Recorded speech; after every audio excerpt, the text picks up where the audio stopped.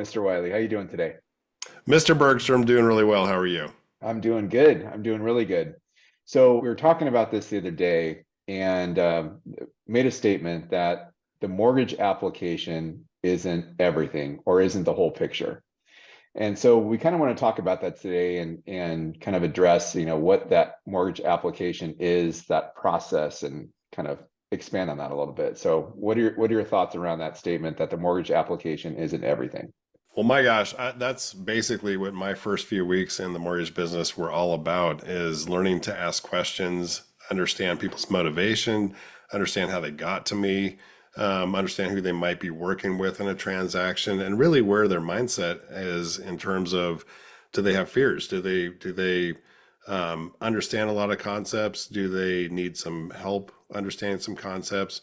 Do they have questions? I mean, there's just so much there that the uniform residential loan application is kind of like if we're looking at a filter of how people enter into the world of mortgage finance or really the world of owning a house, it can start anywhere, but it gets down to this funnel so that it can be worked on by team members, up front, but then also behind the scenes to help get the loan all the way ready to be initiated and transacted upon at the closing table. And there's so much that goes into that if you just use the form as basically the communication between the customer and the loan originator, then you're missing out on a lot of things. And by asking better questions, by having more of a conversation both upfront and at checkpoints along the way, you can start figuring out, because in a lot of cases there could be options that you're not exploring. If the loan application came in a certain way and was structured a certain way under a certain loan program or parameters, and then you find out that there's other needs involved or other things that could be a different way to look at the financing, then you need to explore those. And to do that pushed up front to where it's at the beginning of the transaction, it's at the beginning of the experience together with the professional and the customers, then you can coordinate things a lot better. And in some cases the clients maybe have said something to their real estate agent that they didn't say to their loan originator. And now the loan originator and agent think they're in sync and they're actually not in sync. And so there could be a lot there that is uncovered in a more detailed, better conversation up front that involves the asking of questions on both sides to figure out really, okay, this is where we are, this is where we're going. Is there anything we need to address along the way or explore? And I think that's just such a huge thing. And I kind of translate that to any other transaction I've ever done outside of course, what we do here in housing finance. And it's interesting to watch people just kind of follow this procedure, this checklist, and then have real conversations with other people that really get into these things so that you can shake some ideas loose or explore, things that I didn't consider as a customer. And so as a customer, I'd want to go to work with a professional that can really understand what I'm trying to accomplish. Yeah, that makes sense. I mean, I guess I kind of see it like a car coming off the assembly line, right? Like you see the finished product at the end, which is the car, like the mortgage application.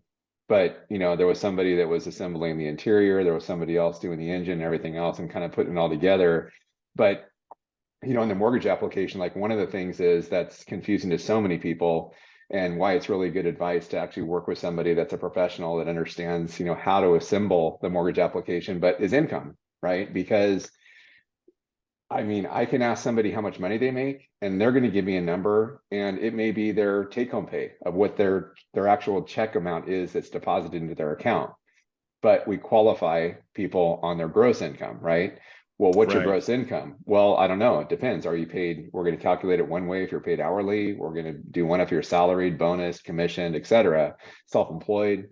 And so, there's a box on the application, or a couple boxes actually, that the income portion goes into, but you really have to have a good sense of what that number is composed of, right? To make sure it's accurate. You're bringing up such a huge point that I didn't touch on, and that is that the people bringing something to the table, it might be a self-limiting factor on how much monthly payment you can afford in a home, because they might be coming at it like they've been used to paying X amount of rent, thinking that that's kind of what a housing payment translates to. And normally that's not the case, and there's a few reasons for that. But normally a housing payment is actually going to be a little bit more than the rent. But there's other things that go in there. One, you own the home. Two, you have some tax deductibility most likely with the mortgage, that the whole payment then isn't what you effectively have paid by the time you take into account taxes at the end of the year.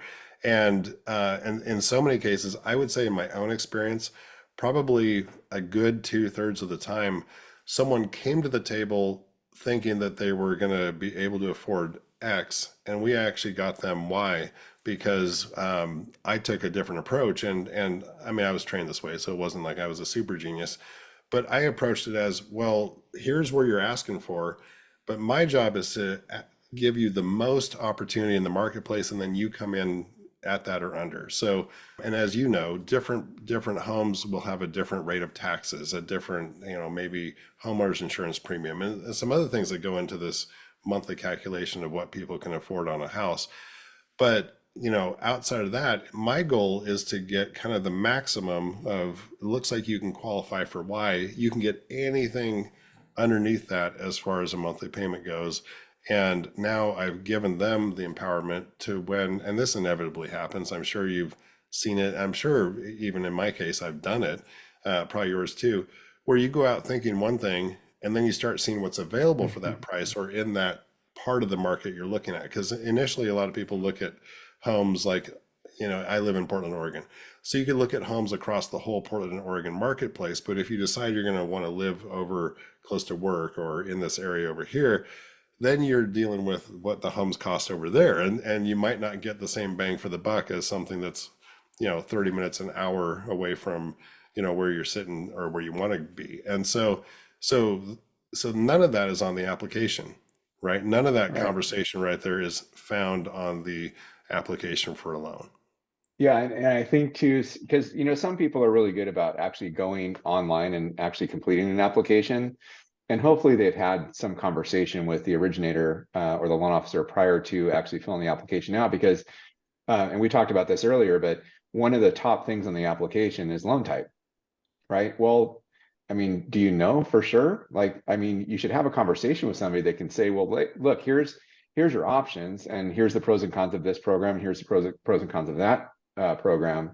And you may qualify for more under this program or less, et cetera. And so it's really a good idea to have that conversation. So when you're completing the application, it's really thorough and accurate based on what you're really looking to accomplish. No, 100%. And so applications themselves don't describe what a minimum down payment might be for a loan program, or a borrower isn't going to know, an applicant isn't going to know what a mortgage insurance factor is, right? These types of things that the application itself doesn't cover. It covers things about the borrower for sure.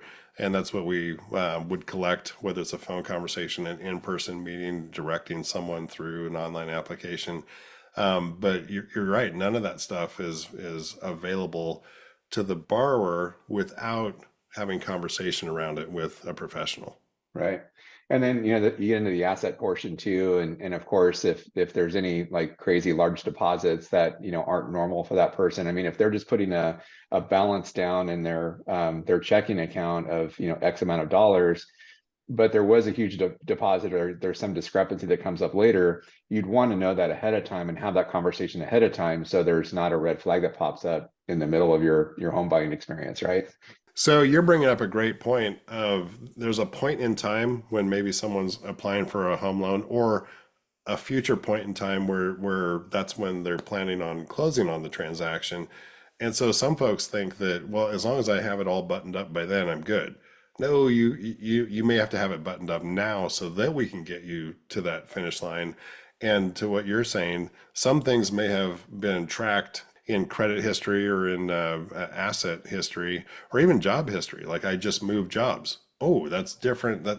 So your job at today that you're applying with, well, we might need to go back and look at commissions or look at self-employment or look at these kinds of, did you get overtime in your prior job and your new job, and these kinds of things. Do the jobs even relate to each other history-wise? And so, Right. so these are awesome things to bring up, because that's just simply, some of that is on the application, but it's the meaning around it is not found just on the document. Yeah, and it's also important too to probably have that conversation really early in the process, like even before you start looking for a house, because you really want to have a solid pre-approval if you're out shopping, because you're a lot more likely, if you've got a pre-approval done, to actually get through and address a lot of those questions that may come up later on in the process in the underwriting side. But also, if you have a solid pre-approval, then you're a lot more likely to get the offer accepted when you're in a competitive market. So that's another reason to have a really clear conversation with a mortgage professional before you even start looking for a house, and get a really solid pre-approval done so you know that you're out and everything kind of checks out for you. I love that. So what was coming in my head as you were talking about those things is some people can be cleared for takeoff now, like you're ready to go now, and other people might have a game plan that needs to be carried forward. It could be a 2 month, a 3 month, it could be a 6 month game plan. Maybe it's a year. You know, if there's something that needs to wash through on the credit history and build up, you know, credit history in the interim. So yeah, so there's the ready to go now, and then there's maybe we have some things we need to address. All the while we could start looking at homes in some cases, but we need to address these things before we put it in front of an underwriter for the decision, because we can't just come up with something on the fly, you know, 2 months from now. We should be addressing those things now. Yeah, absolutely. Well, and again, that picture is really clear going into the transaction for everybody, right? There's expectations, that we as a lender can meet for the realtor that's working with the buyer, and just everybody's on the same page and everybody's part of that same communication process. So if anything does come up, it's cleared up and everybody's in the know. Absolutely, 100%. So there is just so much that goes on outside of what looks like the uniform residential loan application for home loans, that it's really beneficial to work with folks that are willing to have the conversation or available to have a conversation and that want to have that conversation with you. Because I've uncovered so many times just in my history of doing loans. And of course, not to sugarcoat it, sometimes a customer isn't happy with the process. And it turns out most of the time that was due to communication, whether there was legitimate communication on both sides that you could argue was accurate and there was just ships passing in the night, or whether there was a lack of communication at a certain checkpoint that should have taken place or was only sent and received on one side of the parties.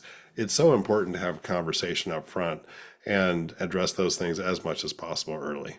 Yeah, and I think another key too is that the more accurate that ERLA, the residential loan application is filled out, um, the more accurate a decision is going to be from an automated underwriting system, which is another acronym, right? AUS.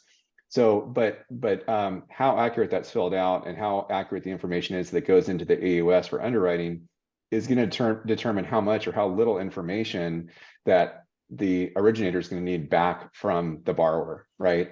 So, it used to be in the old days, right? You'd get a business card from an originator and you'd flip it over and it'd say, I need 2 years of W-2s, 2 years 1040s, 2 months, 3 months bank statements, et cetera. And it's a lot different now because, today we can get property inspection waiver, PIW, another acronym, right? So sometimes you don't even need an appraisal. We may only need 1 year's W-2s. So there's a lot of different things that can happen as a result of how accurate or inaccurate the information is that goes into the underwriting system. That's right. So to try to cultivate that and narrow it down to what you're actually applying for, and again, if it's a home purchase, I would suggest pre-approving for the maximum amount that looks like you could qualify for, so that anything down the road is an easier process, and you're not asking for a $50,000 increase in loan amount or purchase price and combo thereof, 3 months into the transaction, and now everyone's a little bit on pins and needles, and now maybe some of the information that was a credit decision early gets changed because now the risk factors have changed, and so therefore the automated findings have changed, and so therefore now we're asking for things a little differently, and people, don't love those kinds of surprises, and so the more we and the borrower and everyone involved can do up front and address things up front, the better experience we have throughout the entire process. And all the more reason to have that conversation with a professional up front to figure out exactly what your overall game plan is. Because if I just go online and fill an application out and I apply for a loan amount of X and it's like, oh, you don't qualify, bummer. But if I have that conversation, it's like, what are you trying to get to? I'm trying to qualify for a loan of this amount. It's like, okay, you know what? In order to do that, I think I would suggest you actually put a little bit less down and pay off that car loan that has a payment of, $500 a month, because that'll actually allow you to qualify for a higher loan amount on the house. I'm like, oh, wow, really? So again, it's that it just the application filled out is not the whole picture. And there's more than one way to skin a cat, right? Right. And there's more than one way to do a residential mortgage as well. So it's always good to have that conversation with a professional to make sure you've got a combined strategy together of what you're looking to do. Absolutely. And throughout the process, something could change. But if you've done the work up front at every stage or at every opportunity, then when you do have a legitimate, hey, I wonder if, or what about this? Now you're only focusing there instead of kind of repackaging or re-understanding the whole transaction. So this is real estate. If this was easy, we wouldn't be necessary. If this was easy, professionals in the business just wouldn't be needed for these transactions. But there's a lot that goes on, and there are real human factors here. And maybe someone just gets a raise partway through. Well, that changed the dynamics, so we need to all talk about that at the time that happens. And so there's just so much to cover. But the more you establish what the whole picture looks like up front, and then also a game plan, because these transactions can take a little bit of time. So the more you map out the game plan with the customer, if you're the professional offering it, then now everyone has a better understanding of if this, then this, or when this, arrives, this is what that means and what's next. And just kind of clearing up the uncertainty of what that future looks like. Because again, applying online, none of that is discussed, right? So we don't really know what the next stage is, or what do we do now? And so that's the difference between a professionally driven transaction and a great customer service experience versus something that might be less than. Yeah, nobody likes those surprises, right? No, I think that's besides communication, surprises are basically, the worst thing that could happen in these transactions. Yeah. And just that establishment of that timeline, what's going to happen now? And hey, this is what you're going to do. Now you can fill out the application. This is what we talked about. This is your path. After that happens, this is step 2, step 3. We'll keep you and your realtor in communication the entire process through. And it just goes so much more smoothly. But again, that application itself is never the whole picture. Well, Dave, you just brought something up that reminded me of a secret weapon that I used when I was talking with people. Is that so? Let's just say one party out of a couple, two people are borrowing on the house, but only one party fills out the application. The other person might not know the questions that were even asked on the application, so they might not have thought this process all the way through. So getting everyone together today, it would be a video call, but it could have been in person, could have been, back in the day, I drove to people's home or work or Mhm. whatever. So we all got together so that everyone's in the room at the same time, essentially, and in the conversation at the same time. So now everyone's in there together. If you don't do it that way, if you just deal with the online application or the electronic, things that happen back and forth and signatures and acknowledgments and all this, you're not getting that full experience where every party involved is on the same page. Yeah, absolutely. Yeah, great point, Eric. So great question, great topic, really appreciate it. And Dave, I look forward to our next conversation. Eric, likewise, thanks for your time, and we'll see you next time around. All right, we'll see you. Thank you.